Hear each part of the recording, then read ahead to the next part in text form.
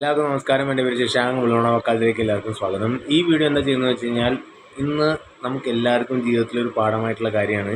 ഇനി ഒരുപാട് പേർക്ക് അത് തിരിച്ചറിയുന്നുണ്ടാവാം, ഒരുപാട് പേര് അത് തിരിച്ചറിയുന്നില്ല എന്നുണ്ടാവാം. പക്ഷെ അത് മനസ്സിലാക്കി കഴിഞ്ഞാൽ നമ്മുടെ ജീവിതത്തിന് വളരെയധികം നല്ലൊരു കാര്യമാണത്.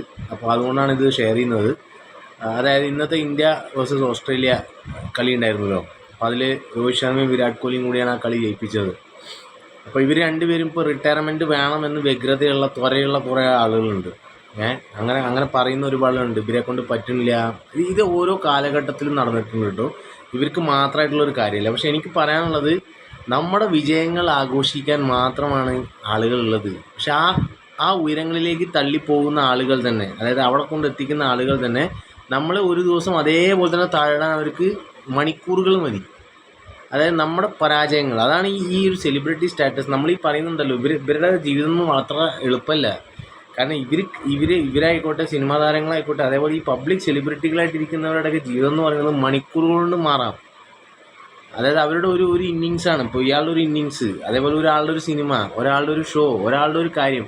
നമ്മളെപ്പോലെ സാധാരണ ജീവിതത്തിലുള്ളവർക്ക് അറിയാം, ഒരു വർഷം കഴിഞ്ഞ് ഒരു അപ്രൈസലോ കാര്യങ്ങളോ എന്തെങ്കിലും ഉണ്ടാവും, അല്ലേ?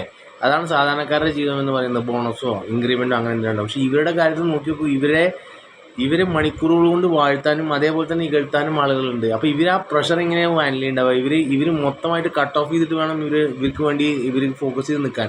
അതായത് ഒരു ലെവൽ കഴിഞ്ഞ് കഴിഞ്ഞാൽ, ഒരു അളവ് കഴിഞ്ഞ് കഴിഞ്ഞാൽ ഇവർ ഭാരമായിട്ട് തോന്നുന്ന ആളുകൾ, ഇവരെക്കുറിച്ച് നെഗറ്റീവ് മാത്രം ചിന്തിക്കുന്ന ആളുകൾ, ഇവരെ എത്ര പോസിറ്റീവ് ചെയ്താലും അത് പറയാൻ പറ്റാത്ത ആൾക്കാർ. ഇപ്പോൾ ഈ മാധ്യമങ്ങൾ തന്നെ നോക്കിയോളൂ, ഒരു ദിവസം അവരെക്കുറിച്ച് നല്ലത് പറഞ്ഞാൽ ഒരു ദിവസം നമ്മൾ ചീത്ത പറയും. കാരണം അവർ പെർഫോമൻസ് ഓറിയൻറ്റഡ് ആണ്. അവരുടെ ജീവിതം എന്ന് പറയുന്നത് അവരുടെ പെർഫോമൻസാണ്. അവർ എന്ത് ചെയ്യുന്നു ആ ദിവസം എന്നുള്ളതാണ്. അങ്ങനെ ഒരു ജീവിതം നയിക്കുന്ന പറയുമ്പോൾ എന്തുമാതിരി പ്രഷറായിരിക്കും. അങ്ങനെ ആ പ്രഷറൊക്കെ താണ്ടി അവർ ആ സമ്പാദിക്കുന്ന പൈസ എന്ന് പറഞ്ഞാൽ ഈ പ്രഷറിൻ്റെ പൈസയാണ്. ഈ ലെജൻസ് എന്ന് പറയുന്നവരൊക്കെ സമ്പാദിക്കുന്നത്, ഈ സെലിബ്രിറ്റികളൊക്കെ പറയുന്നത്, അവരുടെ ആ ഒരു നമ്മൾ കാണുന്ന ഒരു ലക്ഷറിയും ആ ഒരു ഫെയിമും മാത്രമേ ഉള്ളൂ. പക്ഷെ അതിനുള്ള അവർക്കുള്ള പ്രഷർ എന്ന് പറയുന്നത് വളരെയധികം അധികമാണ്. അപ്പോൾ ഇന്ന് നമ്മൾ മനസ്സിലാക്കേണ്ടത്, എനിക്കൊരു കാര്യം മനസ്സിലാക്കിയത്, ഈ ക്രിക്കറ്റിൻ്റെ കാര്യത്തിൽ ഈ രോഹിത് ശർമ്മയും വിരാട് കോഹ്ലിയൊക്കെ വിമർശിക്കുന്നവരടുത്താണ് എനിക്ക് പറയാനുള്ളത്. Form is temporary, class is permanent. അത് അവർ വീണ്ടും തെളിയിച്ചിരിക്കുകയാണ്. അവർ തീരുമാനിക്കും, ലെജൻസ് തീരുമാനിക്കും അവർ എപ്പോഴാണ് റിട്ടയർ ചെയ്യേണ്ടത് എന്നുള്ളത് മനസ്സിലാക്കുക എന്ന് പറഞ്ഞു നിർത്തുന്നു. നന്ദി, നമസ്കാരം.